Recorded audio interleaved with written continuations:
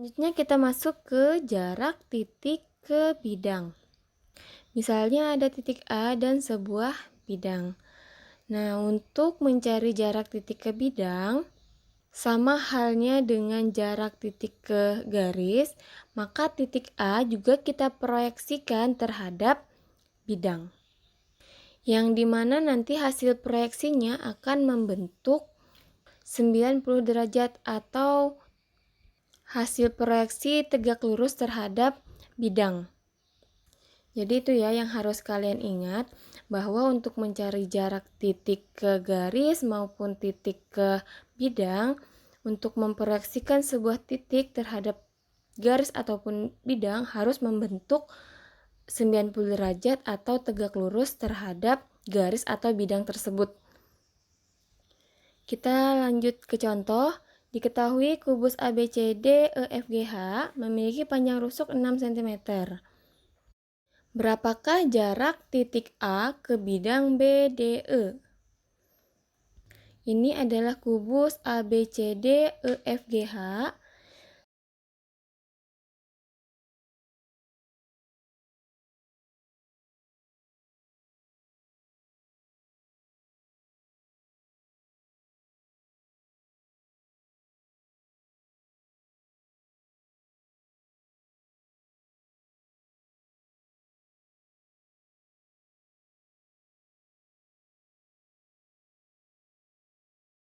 Karena titik A sudah jelas berada di sini, maka kita hanya akan membuat bidang BDE saja.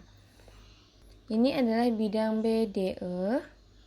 Selanjutnya kita proyeksikan titik A terhadap bidang. Seperti ini. Untuk melihat titik A yang sudah diproyeksikan terhadap bidang A, apakah dia tegak lurus terhadap bidang, maka kita tambahkan garis bantu seperti ini. Kita misalkan titik proyeksi dari A adalah K.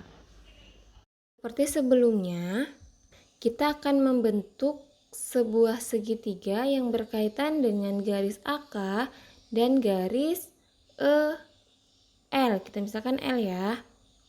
Nah, akan diperoleh segitiga AKE, dan jika kita tarik garis ke garis BD, maka akan diperoleh garis AL.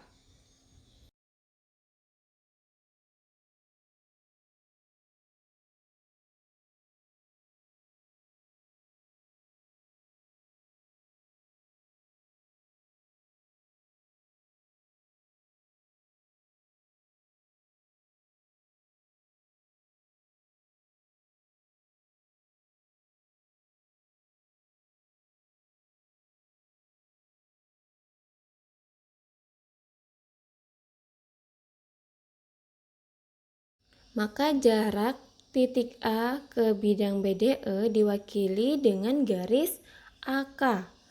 Sehingga kita bisa menggunakan segitiga AKE dulu, di mana nilai AE bernilai 6, nilai AK yang ingin kita cari, dan nilai KE juga belum diketahui. Kenapa belum diketahui? Karena kita cari dulu nilai AL. Nilai AL adalah setengah dari AC. Nilai AC adalah 6/2 karena merupakan diagonal sisi, maka setengah dari 6/2 bernilai 3/2. Nah, nilai AL bernilai 3/2. Nilai AE bernilai 6. Karena dia bukan segitiga sama kaki maupun segitiga sama sisi, maka garis tinggi yang ditarik dari titik A ke garis EL tidak membagi dua garis EL. Jadi garis EK dan garis KL tidak sama besar, sehingga kita tidak mengetahui pula nilai dari nilai KE. Nah, sekarang bagaimana kita mencari nilai AK kalau nilai KE-nya juga tidak diketahui? Maka kita tidak boleh menggunakan segitiga AKE. Begitu ya. Selanjutnya kalau kita menggunakan segitiga AKL, diperoleh nilai AL adalah 3/2, nilai AK yang ingin dicari, dan nilai LK juga kita tidak ketahui. Maka kita juga tidak bisa menggunakan segitiga AKL. Jadi pakai segitiga yang mana? Jadi untuk permasalahan soal seperti ini kita dapat menggunakan persamaan luas segitiga siku-siku, di mana luas segitiga siku-siku adalah setengah kali alas kali tinggi. Dan perlu kalian ingat bahwa alas dan tinggi pada segitiga siku-siku selalu tegak lurus. Jadi itu harus ditekankan ya. Alas dan tinggi pada segitiga siku-siku harus tegak lurus. Jadi di sini kita menggunakan segitiga yang besar, yaitu segitiga EAL, di mana panjang EA-nya sama dengan 6, panjang AL-nya 6/2. Karena AE dan EL tegak lurus, maka dia membentuk sudut 90 derajat atau siku-siku. Maka kita dapat mencari nilai EL. Maka nilai EL diperoleh akar dari 6/2 ditambah 6/2 karena yang ingin dicari adalah sisi miring. Sehingga diperoleh dari perhitungan 6/2 bernilai 36 ditambah 6/2 36 akar pangkat 2 hasilnya 2. Diperoleh akar dari 36 tambah 72 yang bernilai akar 108. Akar 108 atau nilai 108 masih bisa disederhanakan lagi menjadi 36 kali 3. Jadi akar 6 dikali akar 3, di mana akar 6 bernilai 6. Akar 3 karena tidak menghasilkan bilangan bulat, jadi tetap akar 3 saja. Maka untuk nilai EL bernilai 6 akar 3. Setelah semua sisi dari segitiga ALE diketahui, selanjutnya kita gunakan persamaan luas segitiga. Jadi luas segitiga AEL itu sama dengan luas segitiga AEL juga.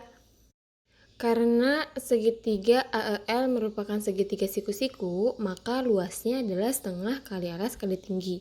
Begitu pula dengan luas segitiga AEL yang lainnya, yaitu setengah kali alas kali tinggi. Sekarang kedua ruas kita bagi dengan setengah, maka diperoleh alas kali tinggi sama dengan alas kali tinggi.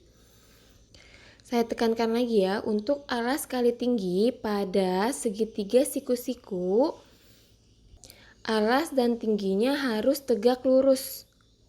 Untuk alas dan tinggi yang tegak lurus pertama, kita ambil alasnya EL dan tingginya AK.